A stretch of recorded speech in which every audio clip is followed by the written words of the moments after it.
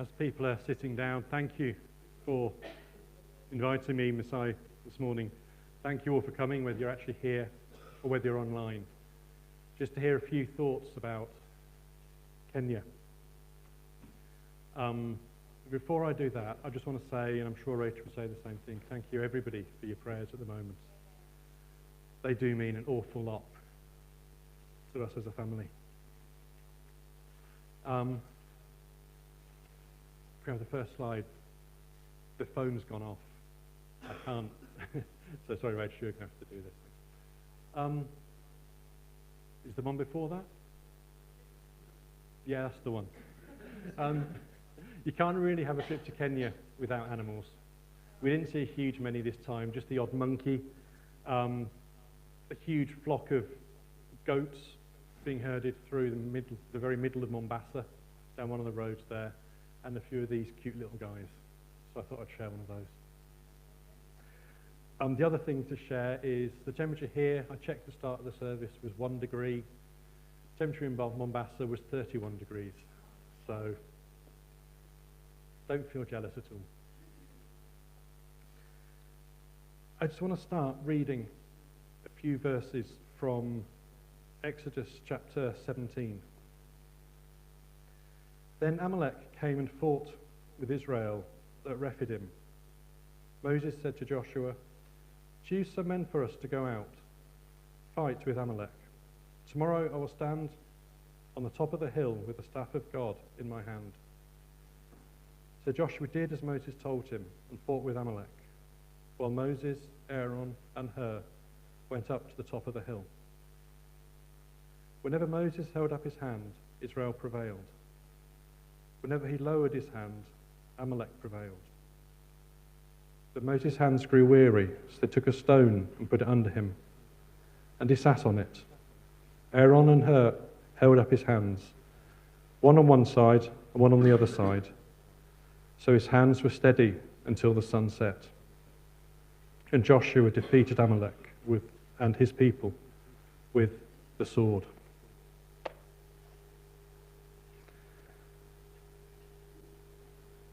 I've already said thanks for coming. If we can move on. There was a few ways that we could see this trip to Mombasa. The first way that could have been seen was we were the great teachers. We were going there to give some of our expert, superior knowledge to the locals.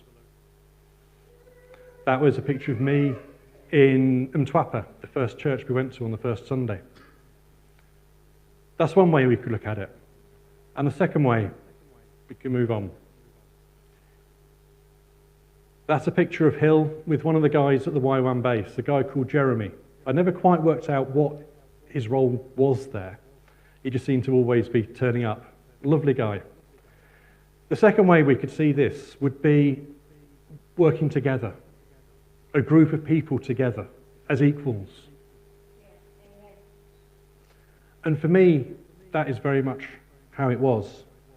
I didn't feel I was going there to impart some great spiritual knowledge. In fact, as I went through the preparation for the preaching and for the teaching, I felt I was learning so much stuff. So much stuff that I suppose I vaguely knew a lot of it, but hadn't really thought much about it. And it started coming real to me. And as I was speaking and preaching and teaching, I learned a few things about cultural differences, how something which makes sense to us in this country is completely alien to people out there. And again, some of the things I was saying just started making a bit more sense, and with the discussions afterwards. And then came home, and my brain was just a complete whir of all this stuff that had been going on. I had random thoughts appearing from here, there, and everywhere all the time. So I had to have a little notebook and just scribble down the odd word. And then I would go back onto the computer and I would just sit and type and just dump all this stuff from my brain. And I think I must have got about 12 pages of stuff that have been going on, whizzing around, questions, stories in my brain. Questions I'm going to need to come back and look at and think, now hang on a minute, what's all this about? Because when you go and do something like this, it's not me imparting a great deal of knowledge, but it's me being challenged, me being questioned. So I've gained so much, and I know that as I go through the next few weeks, I'm going to be gaining so much more from this time. But I want to start back in 2002, if we can move on to the next one, the lead up. This is something I was unsure about, but things have been said this morning, I feel I need to say this. Back in 2002, Rachel and I were in Kenya. We went there for a holiday, a week safari, and then a week on the beach, a place called Kilifi, just north of Mombasa. And we had a fabulous time. And as we came away, we both said, if ever we have a family, we're going to bring them back, because Kenya is such an amazing place. Well, as you know, we have 2 wonderful daughters over there, now getting very embarrassed. And we looked at going back. But for various reasons, the timing was never quite right. It never quite happened. But the other thought that was in my mind back in 2002, I had a little thought back in the back of my mind that God was going to bring me back to Kenya to do some work with the churches. And I never said this to anybody, but it's just there in the back of my mind. So time carried on. 2016, we started looking for a new pastor. 2017, we hear Messiah's coming to preach in the January, I think it was, from Mombasa. Now, I remember that Sunday morning when he was here, I was sitting somewhere on this side. And as Messiah preached, the word missions came into my mind. And I thought, we're going to be linked somehow in mission. And then Messiah obviously joined us. And soon after he joined, he came up to me and said, James, I want to take you back to Mombasa sometime to work in the churches. This little thread carrying on. Obviously, again, soon after that, I felt called away from here to the Anglican Church, Church of England. So I'm now based in St Anne's and St Andrews. But we've obviously kept in touch. And in 2022, Rachel came home from church one morning and said, Messiah's going to Mombasa next year. Are we still wanting to go? It was a fairly obvious, for me anyway, yes. I share this. Sometimes God gives us a dream. Has already been said. Sometimes God gives us a dream. It may be something big flashing across the sky. It may be just a tiny little thought in the back of our mind. But it's something that God gives us. If it's from God, it will happen. We may need to wait. For me, it was 21 years. I could go back a little bit further, but 21 years. But God gives us a vision, and it will happen. Anyway, back to 2025. The first Sunday, Hill and I went to a church in Mtwapa. That's the one.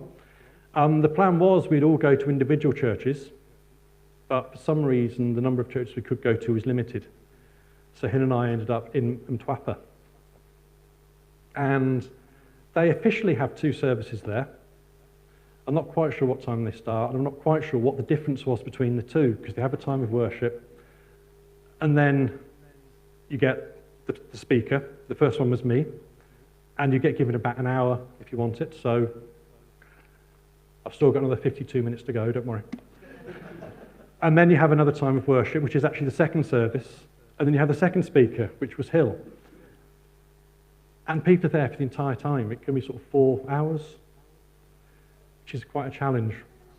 When I've already been to church once this morning, we had a service of 1 hour and 10 minutes. It's slightly different cultures. But it's an amazing experience being in that culture with the freedom of worship and just slightly different ways of doing things, different culture, and it is the most incredible experience. The people there are so open to what God is saying. After the first half of the service, my part, people came up to the front for prayer, and there was 6, 7 people, that kind of number, wasn't it? Yeah, coming up for prayer, which is an amazing thing to see, to be able to stand there and pray for them. My topic then was be still and know. Be still and know that I am God. Because we do have an almighty and all-powerful God, and a God who wants us to come to him and to know him, to know his power, to know his peace. And it's really strange, isn't it? I prepared this sermon. I preached it just over a month ago. And then we're going through some rough times. But we can know that God is God. And that whatever happens, God is with us. We can be still and know. On the Monday, we went to the YWAM base. And on the Monday afternoon, Hill and I had an absolute privilege. Something that I was been looking forward to for at least 2.5 years. If we can move on to the next one. Some of you may recognise this. This is Messiah in his cave. That place where Messiah could go and be still. Because being still isn't just sitting there in the quiet, listening, trying to quieten our minds down and listening to God. Be still might actually involve shouting and screaming our head off at God. Getting all that frustration out to bring us to that place where God can speak to us. But one thing I noticed about this cave, there's a lot of sand in the bottom. It wasn't that full of sand originally. We need to constantly do this. If we're not constantly being still and coming to God, so much junk, so much rubbish can get in the way. We need something constant, coming to God. As I said, the Monday we were at the YWAM base. The idea was we were going to be running a conference Monday to Friday. 2 sessions in the morning, lunch break, session in the afternoon, question and answer discussion session. But for various reasons, rather than being full 5 days, with 15 teaching sessions and 5 Q&As, it was changed to Tuesday morning to Friday lunchtime. So we've gone down from 15 to 10 teaching sessions. But there's nothing you can do. That is what the situation was. Sometimes you just have to prepare, but just run with what's going on. We couldn't do much about it. The first thing I did when I got to the base, and I think Hill's got some more pictures later on, was go down to this room. This was the teaching room, the room we did all the teaching in last time and this time. And I went up to that door, and I stood in the door, and I was leaning up against the door frame, and I was getting quite emotional. Because for me, that place had so many memories. The memories of last time, sharing what I felt God had given me to share. But also the memories of what I felt God was saying to me. The fact that, yes, that was what he wanted me to be doing. The fact that I could do this. And it was a really emotional time. And I don't mind admitting there were tears in my eyes as I was standing there, thinking back of what had happened, looking forward to what was going to happen. One of the amazing things you find, Karen, Hill and I had prepared independently. We didn't know what topics we were doing. We knew the vague outline. I was speaking on the church. Hill was speaking on grace. Karen was speaking on the kingdom of God. It's already happened this morning when I shared about the build-up to Kenya and waiting when God gives us a vision. There's so many points where those talks came together that we could turn around and say, as so-and-so said earlier on, as was said yesterday. Because when God's in control, things work out somehow, in some strange, mysterious way. As I said, we had teaching time and we had discussion, question and answer time. And those times were actually really, really interesting. Because I know one of the questions I posed in one of my talks was, we've got a God who accepts, welcomes everybody. As a church, we need to accept and welcome everybody. But we've got a God who is holy, cannot stand, cannot abide, cannot be with sin. How do we bring those two together? Excuse me, a church that welcomes people, but a holy church.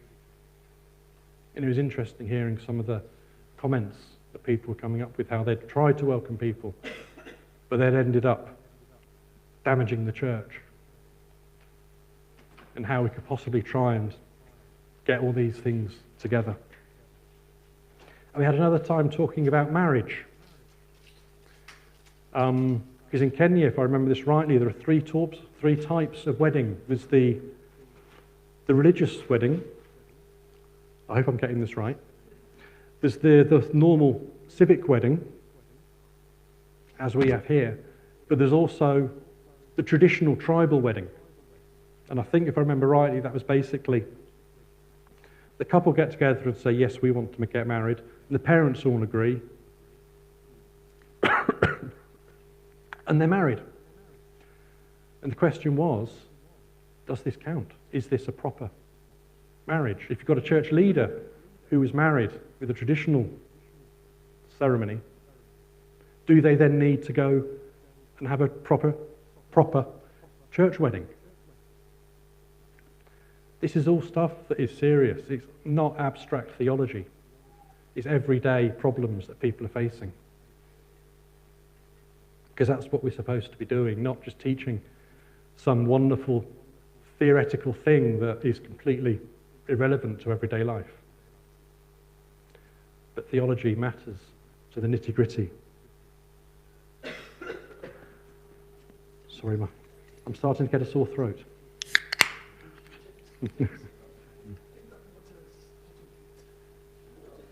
It's out of date. Okay, thank you. No, I don't think I've been passed on the flu or anything like that. A few things struck me about the guys we were with. They had a passion for God. That came through quite clearly. A real passion for God and for the people in their churches. They had a real hunger. They wanted to learn. They came, they all had their Bible, and they all had a thick notebook, and they all had a pen. They're all writing frantically down everything we're saying, and they've asked if we can pass on our notes to them. It's had a real hunger to learn. But their knowledge was very, very limited. Thanks. Okay.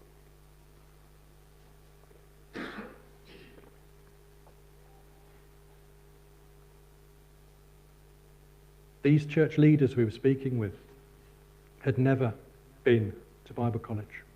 They couldn't afford to go, even if they had the option.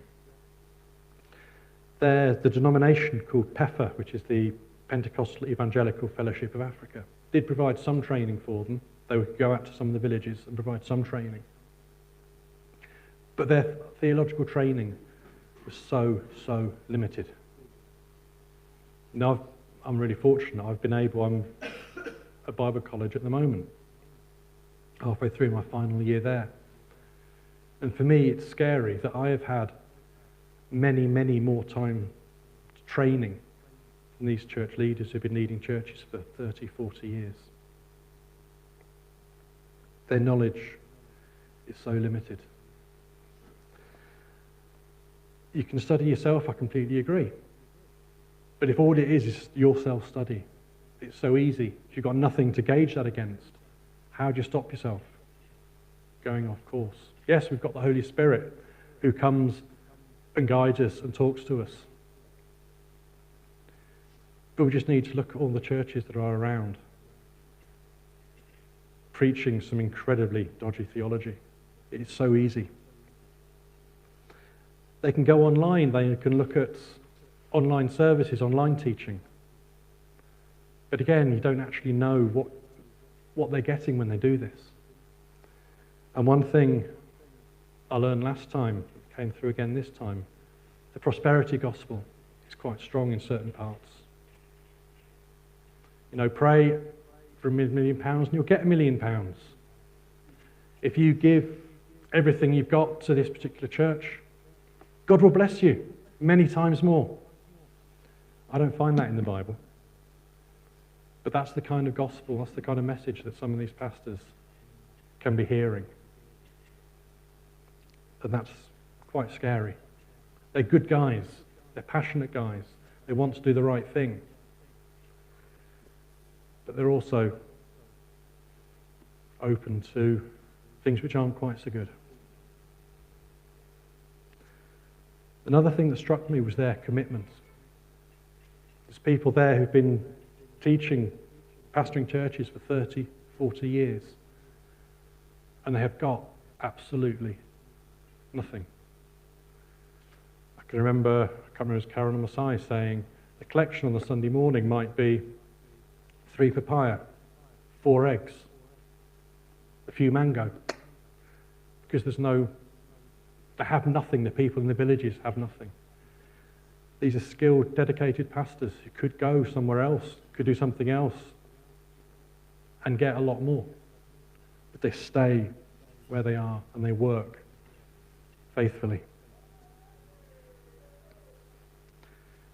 Another thing that really struck me, again, not sure whether Hill was planning on mentioning this or not, so I'll just sneak it in quickly. YWAM base, they have full-time workers and they have students there for 6 months doing a discipleship training scheme. They have to pay to work there. They have to pay to be student. They have to raise a minimum amount of money.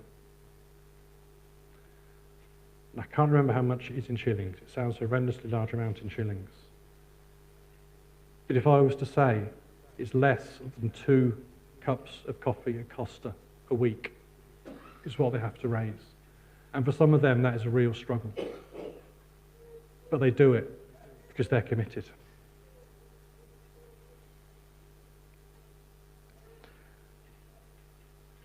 After the conference, the second Sunday, I went to Barnabas East Africa Church. Again, it's a good-sized church. They are very fortunate. I think the church leaders there own their own construction company. So they have a bit of money so they can build up the church. There's this large room that we met in. Just round the corner was a not quite so big room for the Sunday school. And they had a very, very large Sunday school. Outside, I think the next slide is the outside. They've got this huge stage with a couple of big towers behind it, and they can have bands on there and speakers hanging up on those towers. They can put a screen up and show films. And one of the films they've shown is one of the Jesus films. And people come from the local area. This is a really poor Muslim area. And they all come and watch the film. Because it's about Jesus, and Jesus is obviously a major prophet in Islam. So they come and they're interested. They're reaching out into the community. But for me, one of the key things they've done, and you could look at that picture, you wouldn't realise what it was. There's 2 large black boxes on top of one of the towers. They are water tanks. Something quite simple like water. You cannot drink the water from the taps. It's not good. You have to get it from a well or from these water tanks, or you'll be brought into the water tank and you drink it from there. That water was freely available to the local community. There's a need, and they met that need in a simple way. That church has grown considerably in the last few years. And obviously I don't know the full reason why, but I think those 2 water tanks got a lot to do with it.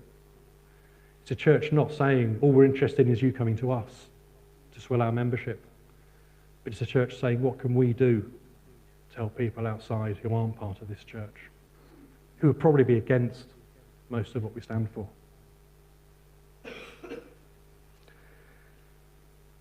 One place I didn't get to, I was in the car park, but didn't actually go in, was Mombasa Pentecostal Church.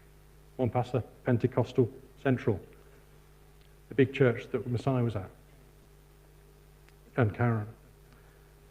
And I found a really interesting story about it, which I want to share with you. It started quite small, meeting in Mombasa Primary School. And the pastor there, was a guy called Reverend Elmer Commant. He had a dream. He wanted this church to grow. So he found a property that was for sale in the middle of the city. And they raised the funds and they got a loan and they managed to buy it in the early 1990s. That loan was paid off in 1999 because the church started growing slowly. Reverend Cobbett left, moved on to other things, and was replaced by Bishop Tom Aratti, who is still there. Growth was still slow, but then he had a breakthrough. The breakthrough was they sent a missionary to Rwanda. It wasn't even in Mombasa, somebody else working in Mombasa, but they sent a missionary to Rwanda. And when that missionary went to Rwanda, the numbers in the church suddenly shot up. So much so that in October 2000, that original place was too small. They could no longer all fit. So they managed to, again, raise the funds, get permission, and build a huge auditorium on top of that building.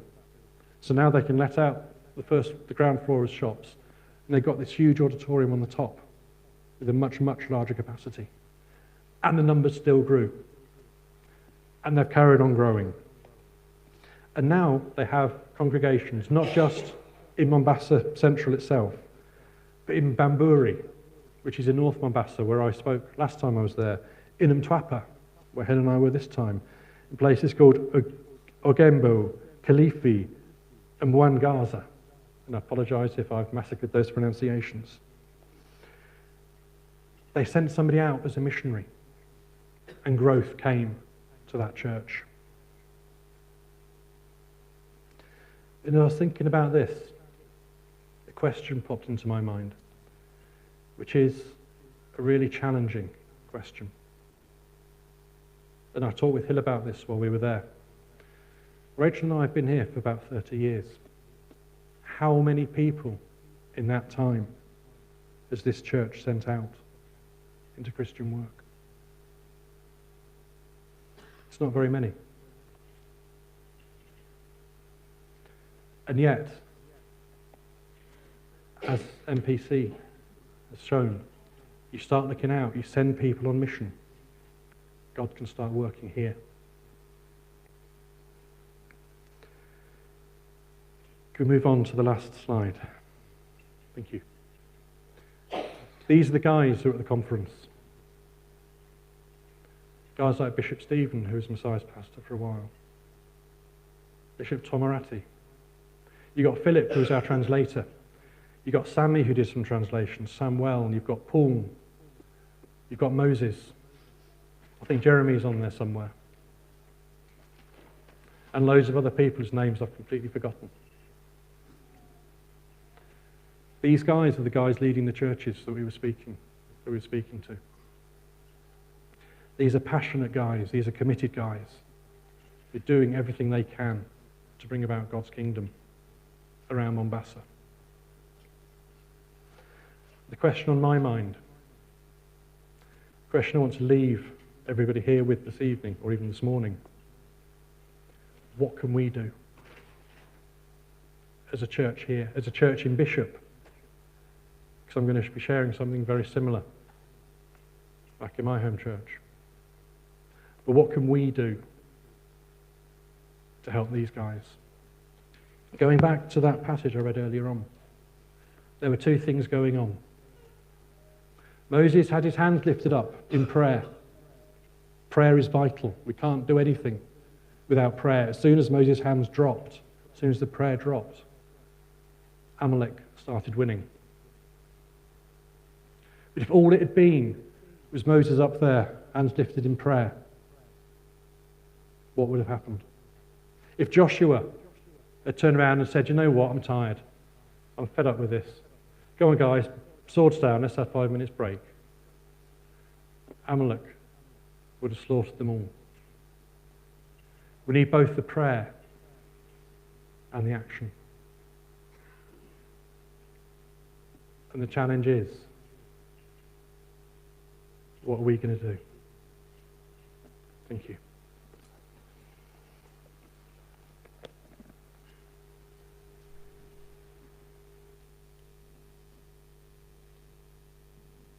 Thanks, James. I'm just going to follow up briefly on that, principally with some photographs. Thanks there, Rachel. I can certainly say it's a privilege to have gone over. It's something I've always wanted to do in my life from decades ago when I was really, really young, instead of just young. I've always wanted to go off to a different culture, spend time in a different place. I hadn't imagined it would be quite like this, that we'd be going out to give teaching and that sort of practical help. But seeing another culture, meeting Christians from another continent, never mind area, is a wonderful experience, and we're very, very different and also identical. When it comes to the Christian things and the indwelling of the Holy Spirit and recognizing somebody who's saved and having that unity, you really feel it, and it's a wonderful experience, and I thoroughly enjoyed that. I've just got a series of photographs just to give you a little bit of a flavour of the place. I'll not say too much on them. Just to help you, Rachel, I think there's a title at the start of each little group. So the first one is just Kenya, and then it's miscellaneous. So if you just flick through those, I'll take these glasses off for that. That is, believe it or not a nightclub that we went to each night. I know it looks a bit like it. That is the restaurant area in the hotel where we stayed. It's mostly open plan, actually. If we could have got it a bit different, you'd see the sky and all sorts there. Did excellent food, and I tell you what, plane trips are expensive. Meals are not. We were there for 9 days in the hotel, and we spent, I know, my entire bill for proper formal restaurant meals and everything else came to about £80 for the week.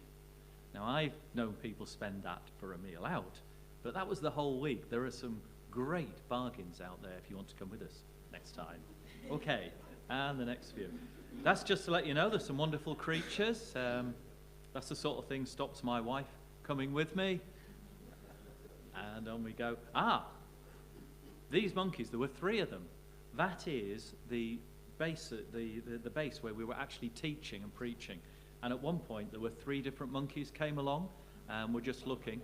And one of the ladies said to me, Hill, you better pick up your glasses, because if you just leave them there, you might lose them. They will take them and go. And it's like we're going, oh, there are monkeys. And the locals are, and? You know, it's the things that are so different. That was great. That's just a little taste of Africa. Again, that's the group of people that we were teaching principally. Really enthusiastic group. Half would speak English, the other half not. So it was always interpreter participation. Our interpreter was great. He was really excellent. Sometimes he had them in stitches, and you thought, what have I said? Or what have I not said that he's telling them? Okay, and on, get my glasses. Yes, yes. I thought that at the very end is Masai's house in Mombasa. Okay, it's a beautiful little area, and if you do the next one, that's his swimming pool he's mentioned to you. He really does have one. And the next one, right, so that was just to show you what he's given up and what Karen has given up to be here with us in snowy Bishop Auckland.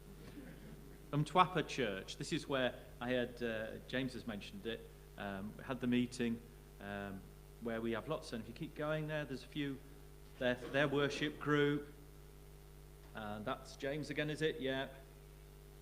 And those are the young kids who went out partway through to their Sunday school thing, and that didn't include the 30 teenagers who were off at a camp that week. So imagine adding another 30 to that. It's brilliant. And then there was a Jesus Worship Centre, which is I believe, an offload of the Barnabas Centre that was mentioned earlier. Now, this church was interesting. This is where I had the 4.5-hour meeting. It's a building like that on what we call a street, sort of a street. But if you keep going through these for a little bit, that's the inside. The dynamics of the colour are great. That's their pastor and wife there.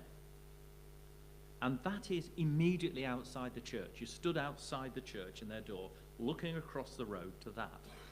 And there's a few other pictures. If you run the next couple, that's the kind of environment and place. That building in the distance was not even being used.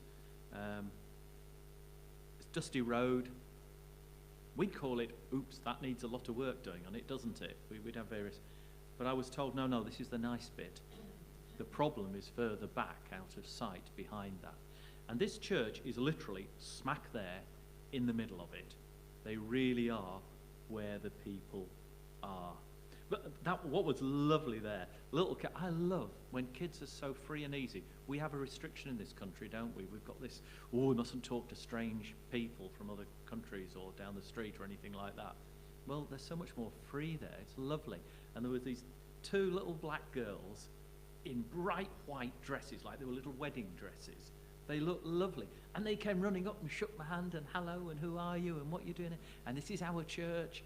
And they were 6-ish sort of age. It's just lovely, the freedom and the liberty of the relationship that they have there. I love that about that culture out there. Okay, and youth prison. I went there 2 years ago, was very touched by it. Got a chance to go again. Christine, who you may know, our church supports Christine. She goes in there. This is a video. If we go, no, sorry, we're running a bit late. We'll talk through quickly. This is the road to the prison.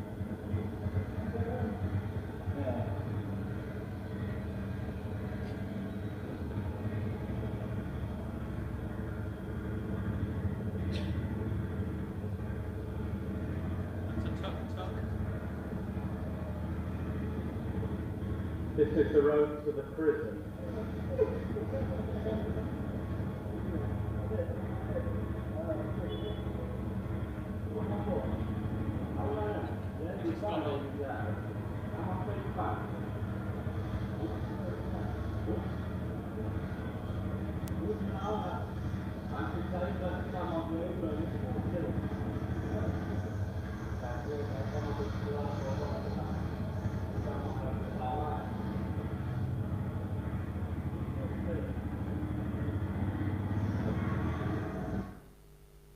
That's the road in and out of the prison. It's a little worse than most of them, but it's not unique by any stretch. This is Christine on the left and some others who arranged for food and gifts and things for the young people in that prison. I was able to help support that. Got a cheer from them. It was lovely. They all came, they listened to a little gospel message, asked loads of questions about the prison I'm in and how different it is to the ones where they stay. And when we said, yes, we'll get you some bread and milk, there was cheering and clapping. It was incredible. They really appreciate those sort of basics. But they also got them a lot of items for, it's a girl and boy prison. They got a load of items for the girls and toothbrushes and other things like that that they don't have. And they were so appreciative of it. We bribed the guard. He said if I bought him a Newcastle shirt, he would take some photographs without the faces of the children and send them to me, which he did. So the Lord forgive me, but I thought it was well, if I did that in England, I wouldn't be in my job for very long. And those are some of the lads who were there. We're not meant to see their faces, but it was just nice to have that. YWAM staff. Okay, these are some of the folks on the actual base. So if we can go on to them. Oh, one more video. This is the road in and out of the YWAM base, just so you know what it's like. And there was this huge pothole when we went 2 years ago, and it was still there, but even bigger.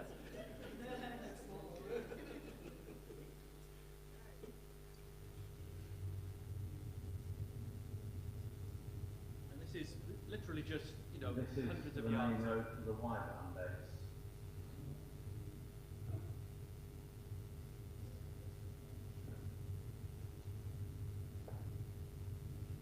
This is the best foothold on the journey. We are literally sinking into the pothole.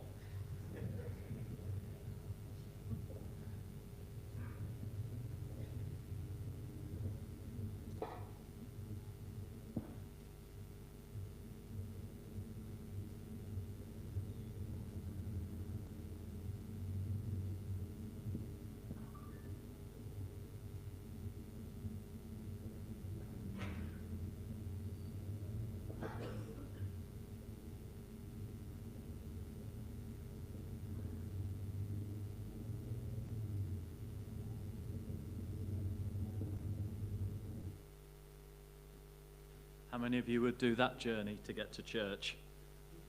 So that was the journey. This is Christian again in the kitchen area, which is outside, and you get the magnificent smells coming through as they cook everything on the wood. That's Philip, isn't it? Philip and Shadrach, Philip our interpreter, and Shadrach. Now Shadrach goes to the men's prison, and we also support him as a church, the one on the right there. We also, as a church, got him a computer this year, which I know he really appreciates. That is Rose. That's Rose. She's one of the main teachers inside on this 6-month course that they all do. They learn the Bible and various things. Then they go out and they do a practical work. They spend weeks, if not months, out literally taking the gospel, doing sort of missionary work. Not necessarily all in Kenya. This is Eric. Eric I met 2 years ago, and I was so impressed by the lad when he was talking with me, and I wanted to see him again I was so concerned to see if he was still serving the Lord. I was delighted that he was. I got some really good feedback from people about him. He came out of Rwanda as a child. His family were killed. He was taken in by another family, and then when he was 15, he had to escape because he was of a different tribe to the one that had taken him in. And people said, right, we're now going to kill him if he doesn't go. We're not having him anymore.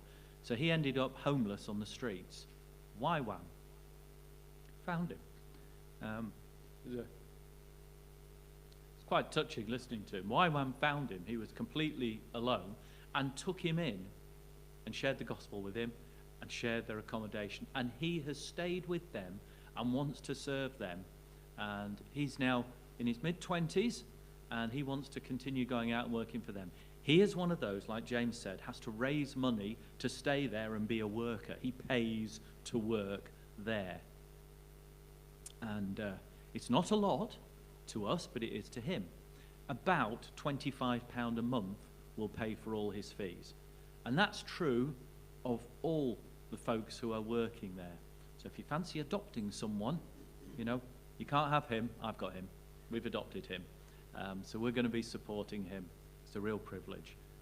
So we're going to hopefully keep Eric. He's committed himself to another 4 years working for them and wants to stay with them. I hope for him he sees some joy in that. And here's a little bit of hope I have.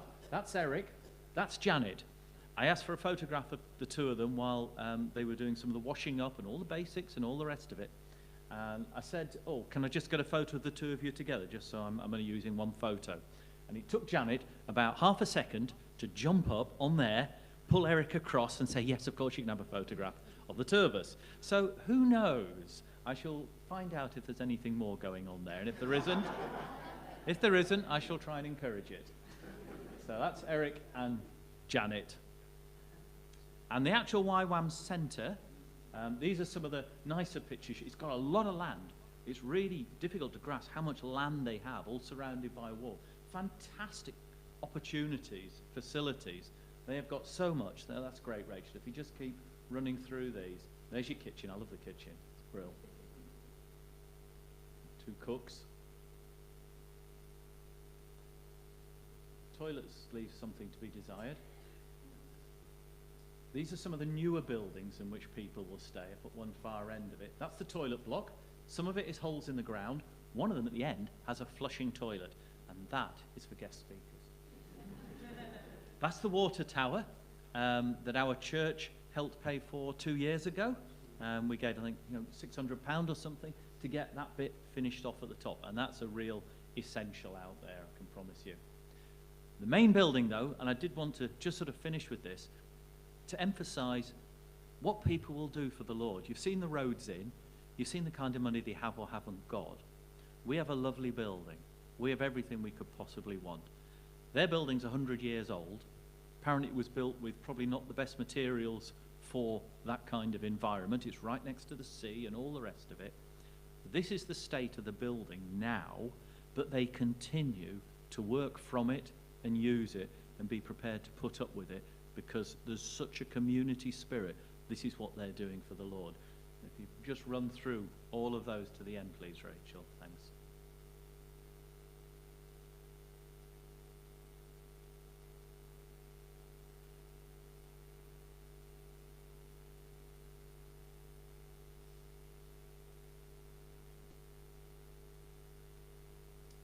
Thank you. So you can see we're in rather better condition than they are.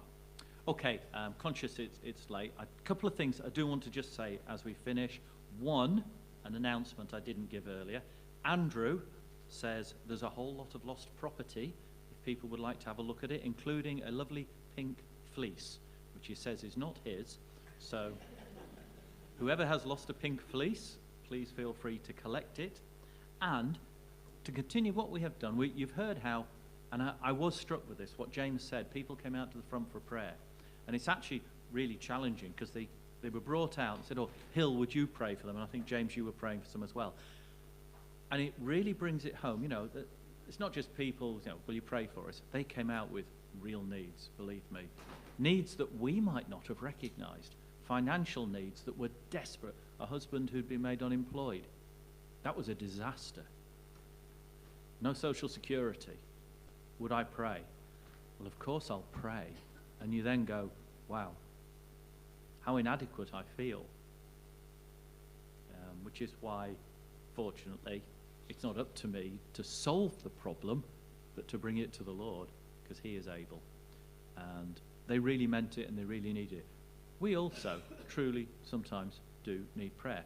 And the offer, again, even as we are about to depart now, is for any who need prayer, know there's something they want, feel free to come to the front, ask for prayer. There are those of us who will obviously pray for you.